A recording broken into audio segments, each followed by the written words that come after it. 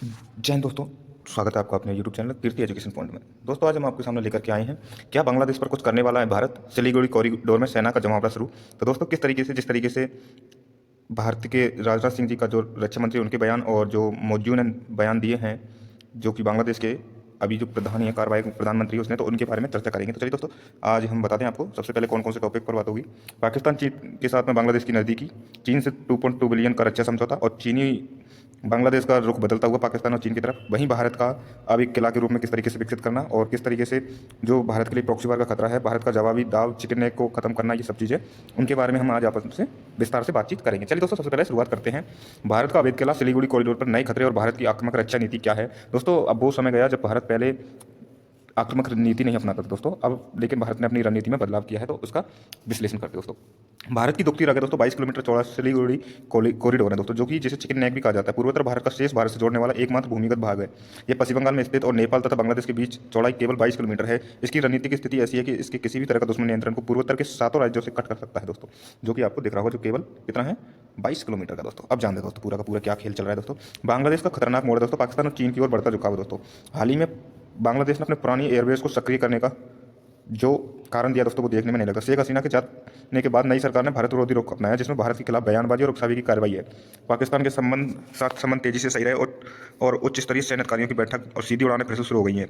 यह घटनाक्रम पहली बार है जब 1971 के बाद से पूरी पाकिस्तान की स्थिति लौटने जैसा प्रतीत होता है, जो बांग्लादेश को स्वतंत्र इतिहास को मिटाने का प्रयास है। बांग्लादेश ने अपने पुराने एयरबेस को फिर से सक्रिय कर दिया, जो इस क्षेत्र में तनाव की मुख्य है दोस्तों। कहा जा रहा है कि बांग्लादेश ने कई ISI के जो पाकिस्तानी एजेंट उनके साथ में बड़े बड़े एजेंटों के साथ में बैठक बातचीत भी की हुई है, कई दौर की बातचीत है। अब जानते हैं दोस्तों एक और है दोस्तों, चीन का मोहरा J-10 फाइटर जेट सौदे से भी हवाई सेना को अपने बढ़ाने में तुला है दोस्तों, जो कि 2.2 बिलियन का सौदा किया किसने, पाकिस्तान की मध्यस्थता से, जो लगभग 20 J-20 फाइटर जेट खरीद रहा है। यह सौदा चीनी दुष्प्रचार पर आधारित है।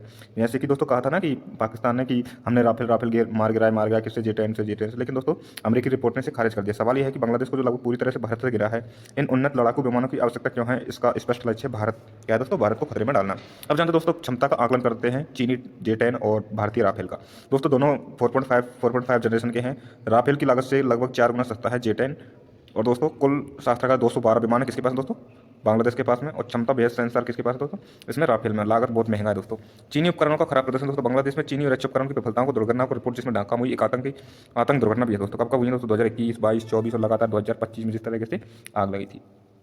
अब जानते हैं दोस्तों भारत की नई रक्षा रणनीति, जो कि आक्रामक रणनीति की ओर है दोस्तों, क्या है दोस्तों, बदलते क्षेत्रीय समीकरण के जवाब में भारत ने अपनी पारंपरिक रक्षात्मकता को छोड़ दिया है। नई नीति का उद्देश्य केवल सीमा की रक्षा करना नहीं, बल्कि दुश्मन पर लागत थोपना और निवारक क्षमता का प्रदर्शन करना है, यानी दुश्मन को भी उसी की तरीके से मुंहतोड़ जवाब देना है। हाल ही में रक्षा मंत्री राजनाथ सिंह जी ने इसे आक्रामक और आत्मविश्वास से भरे कई बयान दिए, जैसे कि हम अब रक्षात्मक मोड में नहीं रहना चाहते। ये मानसिकता ऑपरेशन सिंदूर के दौरान प्रदर्शित हुई थी। और साथ में असम के CM हेमंत बिस्वा जी ने भी बोला है कि तुम हमारा सिलीगुड़ी कॉरिडोर क्या बंद करोगे, हम तुम्हें 2 जगह से कट कर देंगे। तो चलिए दोस्तों उसके बारे में भी करेंगे दोस्तों। अब भारत ने दोस्तों हाल ही में जो सिलीगुड़ी कॉरिडोर है उसको अवैध किला के रूप में बना दिया। उसमें 3 नए ठिकाने और ऐड कर दिए दोस्तों। कौन कौन से, लचित बोरकुंड सैन्य स्टेशन धुबरी असम में, फॉरवर्ड बेस किशनगंज बिहार में, फॉरवर्ड बेस चोपड़ा पश्चिम बंगाल। ये 3 नए ठिकानों के साथ साथ में दोस्तों पूरी तरह से पैदल सैनिक भी इस क्षेत्र में त्वरित कार्रवाई और सैन्य प्रतिक्रिया सुनिश्चित करने के लिए रेडी है दोस्तों।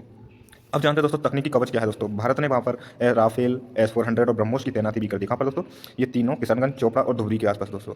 यहाँ पर S-400 रक्षा प्रणाली है और ब्रह्मोस मिसाइल है, जो सटीक हमला और विनाशकारी, जो कि हमने ऑपरेशन सिंदूर में देखा था। ये सबके सब हमने सिलीगुड़ी कॉरिडोर के पास में अपना पूरा बखेड़ा खड़ा कर दिया दोस्तों, क्योंकि कभी भी कोई भी स्थिति होगी उसमें हम उन्हें मुंह तोड़ जवाब देने के लिए तैयार हैं।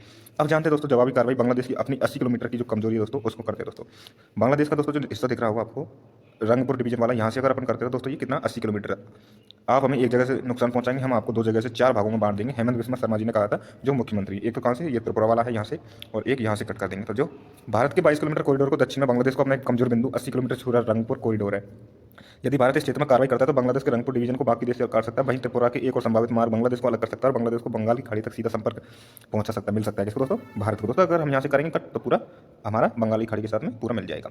अब दोस्तों जानते हैं क्या क्या है आंतरिक सुरक्षा पर असर, लौटते प्रवासी और 2026 के चुनाव, इन सबको देख करके ये मौजूद की है जो सब कुछ चल रहा है दोस्तों, ये सब हमें देखता है। क्योंकि अभी हाल ही में भारत ने SIR लॉन्च किया है, जैसे असम, बंगाल, सब जगह से दोस्तों जो जितने भी घुसपैठी सभी कहाँ पर जा रहे हैं, लौट करके उसी देश में बांग्लादेशी प्रवासियों की वापसी हो रही है। उसी तरह से लेकर के पाकिस्तान बांग्लादेश द्वारा कट्टरता भी दिखा रहा है दोस्तों। भाई असम और पश्चिम बंगाल में आने वाले 2026 में चुनाव है, उन्हीं के सहारा लेकर के अस्थिरता पैदा करना चाहता है। कौन दोस्तों, बांग्लादेश करना चाहता है अस्थिरता।